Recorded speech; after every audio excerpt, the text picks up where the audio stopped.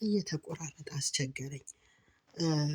ባልገባን ነገር እንኳን ባልተረዳነው ነገር እንኳን እግዚአብሔርን የምናሳዝንበት ነገር አለ ማለት ነው።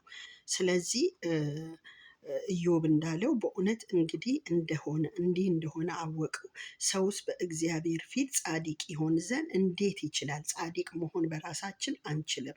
ከእርሱ ጋር ይከራከር ዘንድ ቢወድድ ከሺህ ነገር አንዱን መመለስ አይችልም ማለት እውነቱን ነው። ዛሬ እግዚአብሔር እኛን አንዳንድ ነገሮችን ቢጠይቀን ከሺህ ነገር ውስጥ አንዷን ነገር መመለስ አንችልም። ምክንያቱም እግዚአብሔር ሁሉን አዋቂ ነው። እኛንን ምንም ሳናቅ ብዙ ነገር የምንሰራ፣ ምንም ሳናቅ ብዙ ስህተት ውስጥ የምንገባ። ስለዚህ እግዚአብሔር በቃ በእውነትና በቅንነት እንደው አንድ ነገር ልጠይቃቸው ብሎ ቢጠይቀን ልንመልስለት የምንችል ሰዎች አይደለንም። እሱ ሁሉን አዋቂ ነው። እሱ ኤልሻዳይ ነው። ከዛ ምን አለ? ልቡ ጠቢብ ኃይሉም ታላቅ ነው፣ ደፍሮትስ በደህና የሄደ ማን ነው አለ። ልቡም ጠቢብ እግዚአብሔር ብዙ ነገር በቃ እኛ የማናቀውን ነገር እሱ ብዙ የሚያውቀው ነገር አለ። በህይወታችን እኛ ያልተረዳነው የራሳችን ነገር ሆኖ እንኳን የራሳችን ኑሮ ሆኖ ያልተረዳነው ብዙ ነገር እያለ እግዚአብሔር ግን ሁሉን ነገር አዋቂ ነው። እያንዳንዷ እርምጃችን በሱ ፊት በቃ የተጋለጠች ናት። ስለዚህ ወገኖቼ እሱን እንዴት ታደርጋለህ ብለን ልንጠይቀው የምንችል ሰዎች አይደለንም። ደፍሮትስ በደህና የሄደ ማን ነው አለ። እግዚአብሔርን ደፍሮ በደህና የሄደ ማን ነው? ተራሮች ይነቀላል አያውቁትም፣ በቁጣውም ይገለብጣቸዋል። ተራራ ስንመለከት እጅግ በጣም ትልቅ ነው፣ እጅግ በጣም ግዙፍ ነው። ነገር ግን እግዚአብሔር ሲመጣበት፣ ሃሌሉያ፣ እግዚአብሔር ሲመጣበት እግዚአብሔር ይገለብጠዋል። በቃል ብቻ ምንም ነገር ሳይነካው ማለት ነው። ወገኖቼ ይህንን አይነት ጌታ ነው የምናመልከው። እግዚአብሔርን ልናከብረው ያስፈልጋል።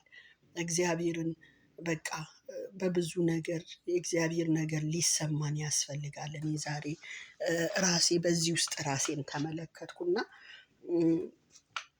አንድ ያልገባኝ ነገር ነበርና በዛ ባልገባኝ ነገር በጣም ስበሳጭ ነው የቆየሁት። በጣም ስበሳጭ ነገሩን ክሊር አድርጎ የሚያስረዳኝ ሰው ስላላገኘሁ ማለት ነው።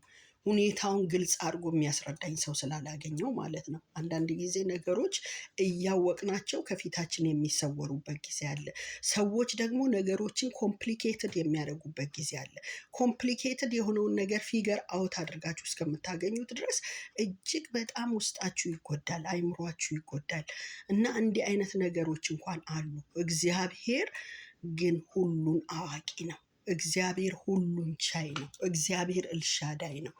ስለዚህ ምንም ያልገባን ነገር እንኳን ቢኖር በእግዚአብሔር ዘንድ ለምን ይሄ ሆነ ብለን ጥያቄ የምናደርገው ነገር ቢኖር በቃ ጌታ ሆይ አንተ አዋቂ ነህ ብለን ይቅር በለን ብለን በቃ አንተ አዋቂ ነህ እንበለው። እኔ አንተ አዋቂ ነህ ስለው ነው ነገር ተሰርቶ ያየሁት። እና በቃ አንተ አዋቂ ነህ፣ አንተ ትችላለህ፣ አንተ ነገሮችን ትቀይራለህ፣ ታሪክ ትለውጣለህ ብለን ለሱ እንተወው። እሱ አዋቂ ስለሆነ እንዴት እንደሚሰራ ያውቃል። እግዚአብሔር እንዴት እንደሚያደርግ ያውቃል ይላል አይደለ?